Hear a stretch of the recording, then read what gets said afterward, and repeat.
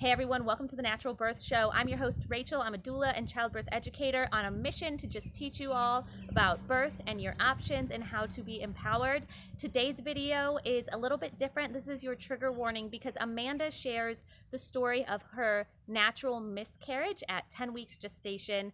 Hang around till the end of the video and you can even see an amazing, precious picture she shared of the little baby that she birthed and perished. So just go ahead and stick around. I hope that this story is empowering. I hope that it resonates with some of you, that it's really helpful in knowing what the natural miscarriage process might look like. If you have any questions, please comment below. If you want to learn more about natural birth, pregnancy, and postpartum, hear more birth stories, and see more natural birth stories, go ahead and hit that subscribe button and check out the description below for more resources for you. So without further ado, here is Amanda's natural miscarriage story. My husband and I went home. We took the kids over to my mom's house because I knew at this point, like, the process would start. And it was a matter of how were we going to handle that process. And I knew what to expect textbook wise. But having this be the first miscarriage, I was not aware of what exactly that was going to look like for my body. Because both of my labors with my daughters had been around 19 hours. So I was like, well, is this going to be like a full labor process? Like, what's going on? So, still at this point, I wasn't cramping and the bleeding had not started back up anymore. But to know that our girls were away, like I was going to have to sleep at some point that night and I just didn't want them there for that. So we went home and I slept the best I could. The bleeding finally started again in the middle of the night, still no cramping. My husband and I got up the next morning. We went and ate at Cracker Barrel. And while we were eating breakfast, I said, I think we need to go. Like, these are starting to get intense. And they really did. It went from like just mild period cramps to what felt like early to maybe like active labor contractions. They were more intense and I was having to like just focus through them. And so we lived like 20 minutes from town. And so we drove all the way home and we got out there. And I remember just being in the bed and I could not get comfortable. I was breathing through them. Sorry. That's okay. It was really hard. Like, I remember being on my hands and knees, and I don't know, for some women, they may not feel it, but all of a sudden I felt a pop. And at that point, I knew that the baby had passed. So I went into the bathroom. I was still kind of holding it together. Like the night before I had cried a lot, but during the process itself, I was just very focused on like trying to rest and just get through it and breathe through it. So I went into the bathroom and I yelled for my husband. And at that point I had lost it. And we had this sweet little baby, like, just, I don't know, there. And so like we got a spoon out and we put it in a box and we did our own like little memorial service, I guess you could say, for it. So that part like was super intense just because like I wasn't expecting to see it, I guess. And I hear a lot of times like some women just like flush the toilet and go about their day and that's that. So but for me, I think I was so in tune with the process that I knew once I felt that pop, like something had happened. Like that was it for us. And then the realization set in. And so, and like, to see the baby, like to actually see it. See that it's a baby. Like, that is, I can only imagine how that is. And I love that you did the whole memorial thing. I think that's so beautiful. And anyway, I'll let you keep going, but no, you're fine. And I think that was the part that hit me the most because even at 10 and a half weeks, when you look on the apps, like, yes, you see this little like tadpole thing and you I think you still just think of it as like an embryo or cells or whatever you want to consider it. But then it was like, no, like you could see a spine and you could see an eye, and like that might be too much for someone, but that's the realization of what it was. So it was super hard. And so, but by that point, like the bleeding was heavier. Afterwards, it picked up over the next couple of days. I was passing clots. One of them was like literally the size of an egg. Oh, wow. Yeah. And so like, to me at first I was like, okay, I haven't even had this with my pregnancies, like Mm-hmm. delivering after, like I had very minimal blood loss, like not a lot of bleeding going on. There wasn't, I mean, there was some small clots, which are normal, but then like, so this process afterwards was different for me. Yeah. Um, like I just wasn't expecting it. And going back to the hospital, they didn't tell me what to expect. Which Like, is terrible because yes, knowing that you were going to go on and have this miscarriage naturally the way your body intended to do it, they should have explained like this is going to be very similar to labor. You are going to have postpartum bleeding still. You are going to have this, your emotional and hormonal yes, changes. And I hate that that was not explained.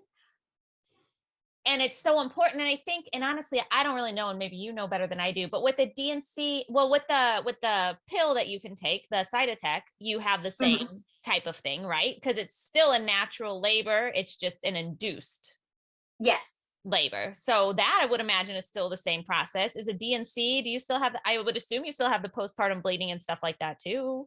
So you do have bleeding, but they go in and they like cauterize. And so that was one of the things, Okay. like that was going to be up to my OB. So I'm not sure how it is for every mom, but Mhm. I know, for instance, like I know someone very personal who had a miscarriage also. She, when her bleeding wouldn't slow down is when they went in and did the DNC. Yeah. In my case at the hospital, they did say like your OB will follow up with you, which no, I had to follow up with him. Yeah. But so when I had, once I started passing the larger clots, like I did call and talk to the nurse practitioner she was absolutely a sweetheart and amazing. Good. But like then she assured me like, no, like this is normal, this is fine. And she's like, but why don't you come in so that we can check your blood work and make sure that your levels have dropped and that your cervix is closing again, because your cervix does dilate and you have to go through that. Yeah. And so at that point, that's when she had said, like, she checked me and she said, like, yes, your cervix is closing back up. You don't have to have the DNC if you don't want to. Okay. So at that point, it was like, well, no, I've already gone through the process. There's nothing left. We know that my cervix is healing. It's cleaning itself out on its own. Like, Yeah. I don't see the need for the DNC at that point. And I Um, think that's a really important part, how she said, if you don't want to. That is yes. so important because if you go into the ER, many of the doctors are going to just say, okay, you have to have a DNC Yeah. or you have to take this pill. And the reality of it is that you don't have to do any of those things. Right.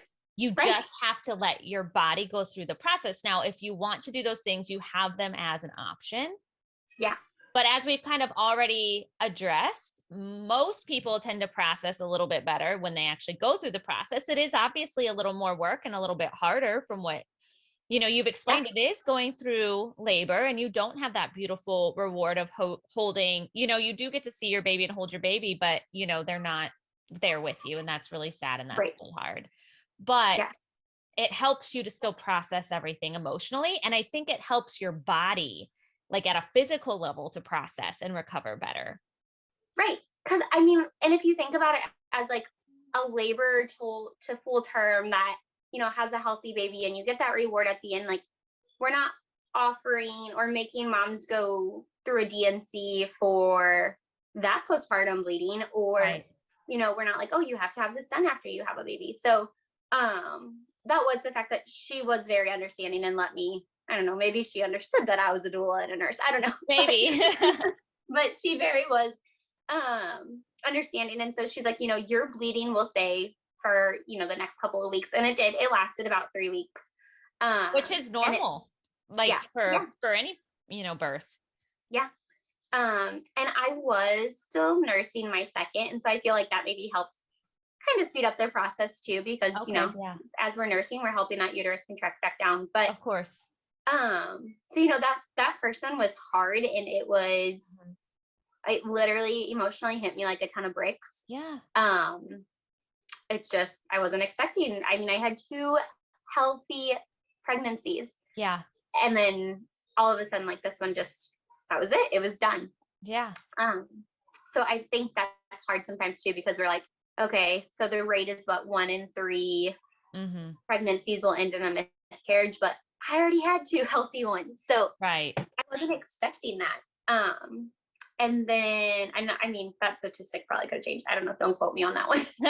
It's close. It's something like that. Or 1 in 3 women have experienced a miscarriage. Yeah, something Like so that. Yeah. so that one happened. That was the week before Christmas that we lost that one. Oh, wow. What a time. Yeah. Sorry. Yeah, no, I mean, it was hard. Like we had our big, like we had already told some people, but our big announcement for family was going to be that following week. Yeah. So that whole process, I mean, just start to finish with the OB not wanting to really do anything about the pregnancy because I was switching, and then having to go through that, like it was very emotional and alone. And then and then the hospital not giving you accurate information, treating you like you didn't know what was going on.